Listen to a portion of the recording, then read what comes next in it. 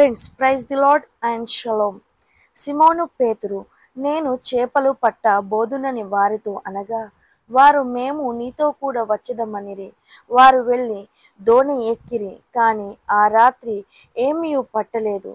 సూర్యోదయమగుచుండగా యేసు ధరిని నిల్చెను. అయితే ఆయన యేసు అని శిష్యులు గుర్తుపట్టలేదు. యేసు, పిల్లలారా, భోజనమునకు మీ యొద్ద ఏమైనా ఉన్నదా అని వారిని అడగగా, లేదని వారాయనతో చెప్పిరి. అప్పుడు ఆయన, దోణె కుడి పక్కను వలవేయుడి, మీకు దొరుకునని చెప్పెను.